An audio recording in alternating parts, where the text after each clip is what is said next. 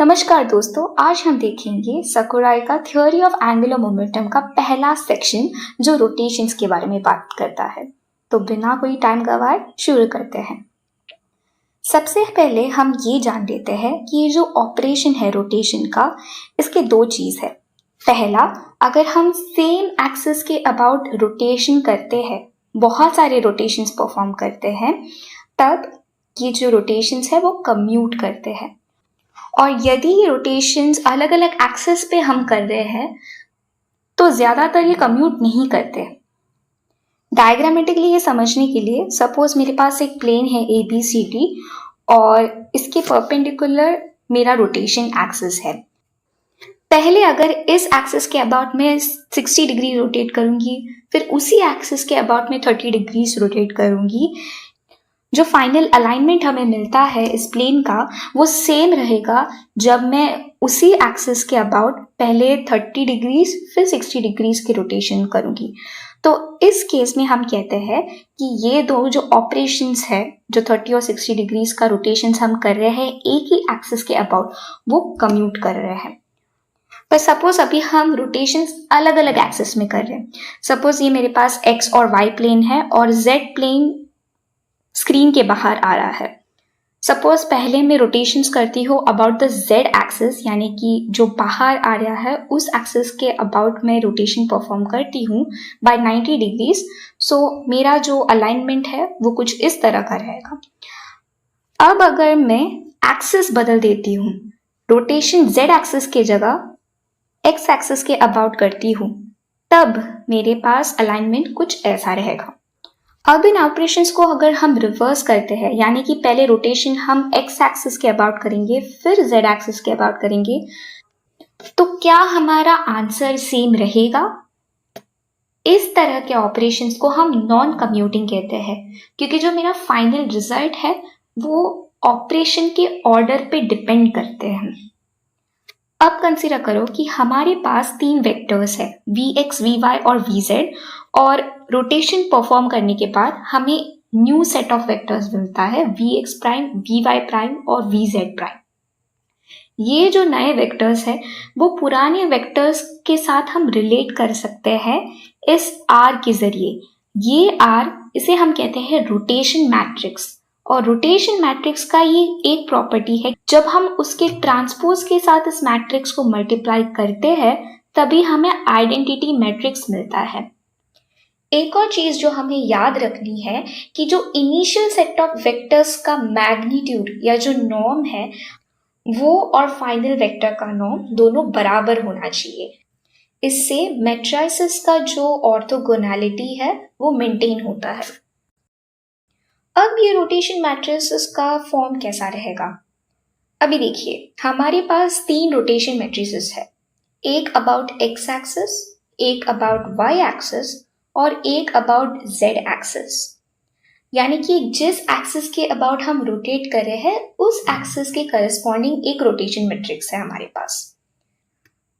तो सपोज अभी मैं z एक्सिस के अबाउट एक रोटेशन परफॉर्म कर रही हूँ। अगर रोटेशन एंगल फाई है तब रोटेशन मैट्रिक्स RZ वो कुछ इस ढंग का दिखाई देगा, cos phi minus sine phi 0, sine phi cos phi 0, 0, 0, 1। अगर आपको ये नहीं समझा कि ये मैट्रिक्स कैसे फॉर्म हुआ है, इसका एक सिंपल प्रूफ भी है। सपोज मेरे पास कोऑर्डिनेट्स है x और y, और इस प्लेन में यहाँ पर एक वेक्टर है जो थीटा एंगल बना रहा है with respect to x axis. अभी सपोज मैं एक रोटेशन परफॉर्म कर रही हूँ बाय एन एंगल फाई, और ये रोटेशन हुआ है अबाउट दी z एक्सिस जो कि प्लेन के बाहर आ रहा है। अभी हमें ये पता है कि जब भी हम रोटेशंस की बात करते हैं, it is easier to use spherical polar coordinates rather than the Cartesian coordinates. तो स्पेरिकल पोलर कोऑर्डिनेट्स में इनिशियली जब भी मेरा वेक्टर थीटा एंगल बना रहा था, मेरा x कंपोनेंट ये r cos थीटा होगा और y component r sin theta होगा। रोटेशन के बाद मेरा total angle with respect to the x axis क्या होगा? It will be theta plus phi. तो अभी मेरा जो न्यू x कोऑर्डिनेट है वो रहेगा r cos theta plus phi and जो नया y कोऑर्डिनेट है that will be r sin theta plus y। और ट्रिग्नोमेट्रिक आइडेंटिटीज यूज करने पर हमें ये आंसर्स मिलते हैं। अभी आपको याद होगा हमने पहले रोटेटेड वेक्टर्स और इनिशियल वेक्टर्स के बीच का रिलेशन कुछ ऐसे बताया था। अब अगर r के जगह हम RZ मैट्रिक्स यूज करेंगे और मैट्रिक्स मल्टीप्लिकेशन करेंगे तो हमें कुछ ऐसा आंसर मिलता है, एग्जैक्टली द सेम। यहाँ पे हम देख सकते हैं कि जो Z वेक्टर है वो चेंज नहीं हुआ। रीजन सिंपल है, क्योंकि हम Z एक्सिस के अबाउट रोटेट कर रहे हैं, तो रोटेशन का जो इफेक्ट होगा वो सिर्फ x और y एक्सिस पे होगा। अब यही सिमिलर ऑपरेशंस हम x एक्सिस और y एक्सिस के अबाउट भी कर सकते हैं। ऐसे करने पर हमें Rx और Ry मैट्रिक्स कुछ ऐसा मिलेगा। मैट्रिसेस तो फॉर्म हो गए, बट अभी हम एक स्पेशल केस देख लेते हैं जब भी हमारा ट्रांसफॉर्मेशन काफी काफी काफी छोटा है। इसे हम कहते हैं इनफाइनाइटेसिमल ट्रांसफॉर्मेशन। यहाँ पे जो एंगल है फाई वो हम सब्स्टिट्यूट करते हैं विद एप्सिलॉन। अभी एक बात एप्सिलॉन की, एप्सिलॉन एक नंबर है जो कि 0 से बड़ा है, बट ये बहुत ही छोटा है, बहुत ही छोटा। तो अभी फाई की जगह एप्सिलॉन में कॉस और साइन में डालूंगी तो हमारे पास आता है कॉस एप्सिलॉन और साइन एप्सिलॉन। अभी सिंप्लिसिटी के लिए हम टेलर सीरीज एक्सपांशन करेंगे। कॉस एप्सिलॉन मेरा ऐसा रहेगा और साइन एप्सिलॉन इस तरह का रहेगा।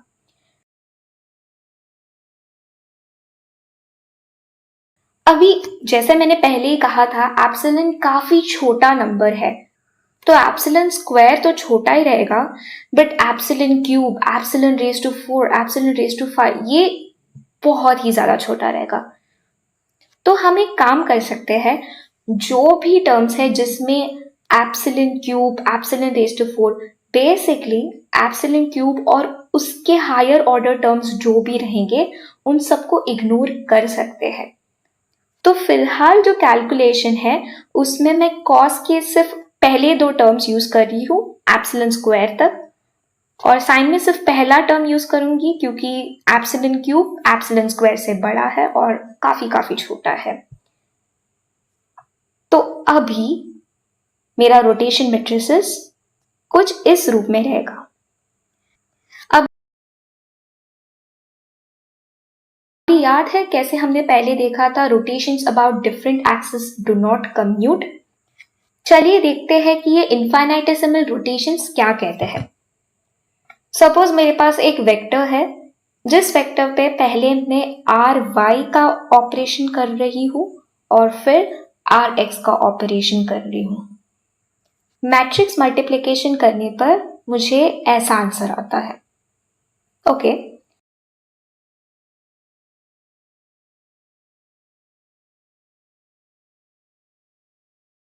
अभी इसका रिवर्स करते हैं।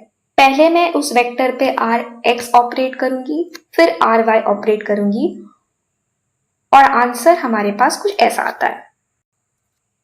अब इंटरेस्टिंग चीज यहाँ पे ये है कि सपोज मेरा एप्सिलॉन बहुत ही ज्यादा छोटा है, तब हम एप्सिलॉन स्क्वायर का जो टर्म है वो भी नेग्लेक्ट कर सकते हैं। जब हम इसे भी नेग्लेक्ट करते हैं तब ये दोनों ऑपरेशंस कम्यूट करते हैं। तो इनफाइनाइटेसिमल रोटेशंस का ये है कि ये कम्यूट करते हैं जब हमारा जो रोटेशन है वो काफी काफी ज्यादा छोटा है और हायर ऑर्डर टर्म्स जो है एंगल के उन्हें हम नेग्लेक्ट कर सकते हैं। अभी अगर मैं एप्सिलॉन स्क्वायर को नेग्लेक्ट नहीं कर रही हूं तब ऑफ कोर्स ये दोनों सेम नहीं रहेंगे।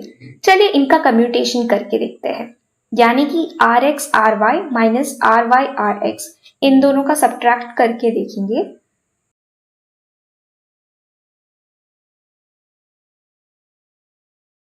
तब मेरे पास कुछ ऐसा मैट्रिक्स बनता है।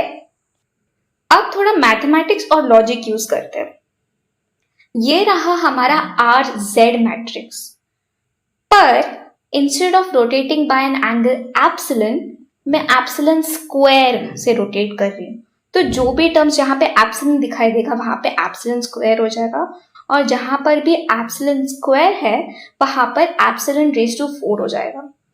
And we will subtract this matrix by the identity matrix. अभी अगर ध्यान से देखिए हमें ये पहला वाला मैट्रिक्स फिर से मिलेगा क्योंकि epsilon raise to 4 epsilon cube से बड़ा है। हम इन टर्म्स को निग्लेक्ट कर सकते हैं और अभी बस इस आइडेंटिटी मैट्रिक्स के साथ सब्ट्रैक्ट करने पर हमें पहला मैट्रिक्स वापस मिलेगा। तो बेसिकली यहाँ पर Rx और Ry का जो कम्यूटेशन है वो हम Rz और आइडेंटिटी मैट्रिक्स के फॉर्म में भी लिख सकते हैं जब हम एप्सिलॉन स्क्वायर के टर्म्स को निग्लेक्ट नहीं कर रहे हैं। इसी इक्वेशन का एक और फॉर्मेट है, ये जो आइडेंटिटी ऑपरेटर है, in other words it is an operator जब भी हम जीरो एंगल से रोटेट करते हैं। सो आइडेंटिटी के जगह मैं रोटेशन मैट्रिक्स लिख सकती हूँ about an angle 0। So final जो मेरा कम्यूटेशन है वो कुछ इस तरह का दिखेगा।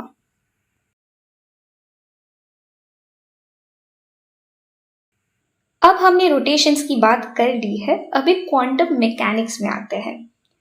सबसे पहले आप देख लेते हैं कि इनफाइनाइटेसिमल रोटेशंस क्वांटम मैकेनिक्स में कैसे दिखते हैं। हम सबको पता है कि यहाँ पे instead of vectors we are having state vectors. So suppose मेरे पास एक स्टेट वेक्टर है अल्फा जिसमें ऑपरेशन करने पर हमें एक नया स्टेट या एक नया वेक्टर मिलता है। सिंस यहाँ पर हम रोटेशंस की बात कर रहे हैं तो let's just say this new state be alpha R. अब ये जो ऑपरेशन होता है वो हम एक ऑपरेटर के जरिए करते हैं। तो सिंस यहाँ पे हमारा ऑपरेशन रोटेशन का है, we have the new state and the old state related as such.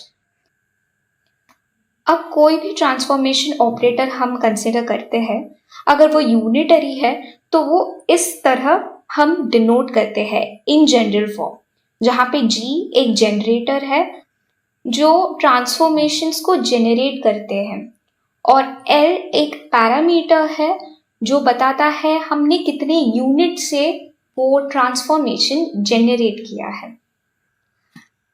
अब अगर हम इनफाइनाइटेसिमल ट्रांसफॉर्मेशन की बात करें, ऑफ कोर्स पैरामीटर काफ़ी छोटा है यानी कि एप्सिलॉन है, तो यहाँ पे मेरा जो यूनिटरी ऑपरेटर है वो इस तरह दिखाई देगा। अब अगर कोई भी चीज़ में एंगुलर मोमेंटम होता है देन इट इज ट्रिवियल कि वहाँ पे रोटेशंस भी होता है। तो in other words angular momentum is the generator off rotations.